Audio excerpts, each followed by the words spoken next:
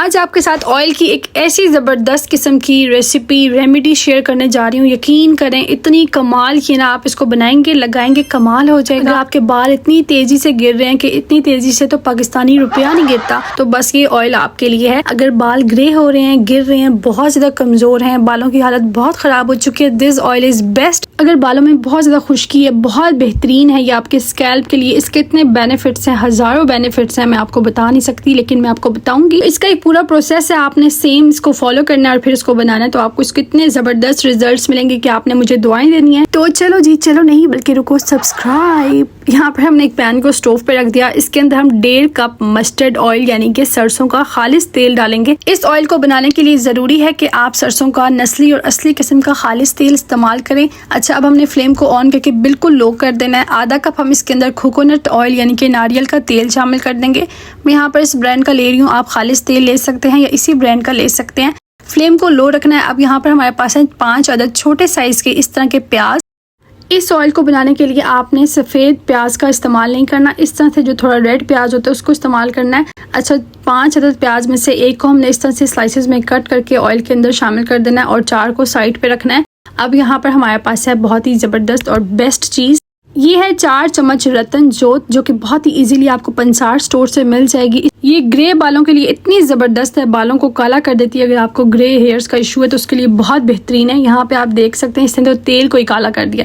تو بالکل لو فلیم پر ہم نے رتن جوت اور پیاز کو ڈال کر پکانا ہے. جب پیاز اس طرح سے براؤن ہو جائے گا, تقریباً 4 سے 5 منٹ لگیں گے. فلیم کو بالکل لو رکھنا ہے, آپ نے فلیم کو ہائی نہیں کرنا ورنہ آئل جل جائے گا اور پھر آپ کے بال بھی جل جائیں گے. تو یہاں پر ہم نے اس طرح سے 4 سے 5 منٹ اس کو پکا لیا ہے. پیاز جب اس طرح سے براؤن ہو جائے گا اور رتن جوت بھی اس کے اندر اچھے سے پک چکا ہے, تو اب ہم 5 منٹ بعد فلیم کو بند کر دیں گے اور اس کو سٹرین کر لیں گے. اب یہاں پر ہم نے اس طرح سے آئل کو چھان لیا تھا, کتنا زبردست اس کا کلر آیا. یہ رتن جوت جو ہم نے اس کے اندر ایڈ کیا تھا اس کے جو ہے نا کلر اس کے اندر ریڈش سا آ چکا ہے. دوبارہ سے ہم اس کو لو فلیم پر چولہے پہ رکھ دیں گے. فلیم کو بالکل لو رکھنا ہے اور یہاں پر جو 4 عدد پیاز ہم نے سائڈ پہ رکھے تھے ان کا صرف چھلکا ہٹانا ہے اور باقی ایز اٹ از اس کے اندر ہم اس طرح سے ایڈ کر دیں گے.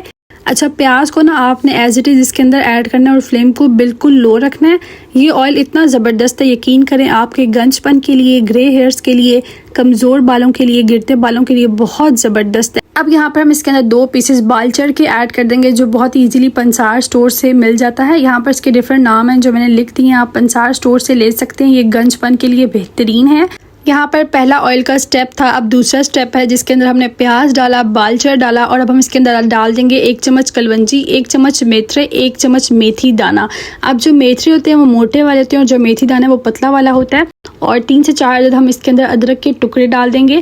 میتھرے جو ہیں یہ بہت زبردست ہیں بالوں کے لیے. جب بھی آئل بنایا جاتا ہے تو لوگوں کو کنفیوژن ہوتی ہے میتھرے میں اور میتھی دانا میں. میتھرے جو ہیں وہ موٹے والے ہوتے ہیں, تو آپ نے یہ ساری چیزیں اس کے اندر ایڈ کر کے بالکل لو فلیم پر اس کو 6 سے 7 منٹ پکانا ہے. فلیم کو اگر آپ نے تھوڑا سا بھی زیادہ کیا تو جو آئل ہے وہ جل جائے گا اور پھر اس کا کوئی فائدہ نہیں رہے گا. تو یہاں پر بالکل لو فلیم پر ہم نے اس کو 6 سے 7 منٹ پکایا تاکہ ہر چیز کی تاثیر اور فائدہ آئل کے اندر آ جائے. اب یہاں پر ہم اس کے اندر سے بال چڑھ ریموو کر لیں گے. یقین کریں گے اتنا زبردست آئل ہے, اگر آپ نے اس کو 3 سے 4 مہینے ریگولر استعمال کر لیے تو آپ کے بال اتنے مضبوط ہو جائیں گے کہ آپ اپنے بالوں سے ٹرین کو بھی کھینچ سکتے ہیں, لیکن آپ نے کھینچنا نہیں ہے. اچھا, اب یہاں پر نیکسٹ سٹیپ ہے, 3 سٹیپس کا یہ آئل تھا. تو جب یہ آئل اچھے سے ٹھنڈا ہو جائے گا چولہے سے اتارنے کے بعد, اس طرح سے ہم نے اس کو گلاس جار میں ٹرانسفر کر دینا ہے. تیل کے اندر سے صرف ہم نے بالچر کو ریموو کیا اور باقی جتنی بھی چیزیں تھیں وہ اس جار کے اندر جائیں گی. پیاز, کلونجی, میتھرے اور ادرک کے ٹکڑے سب ہم نے اس جار کے اندر ڈال دیے ہیں.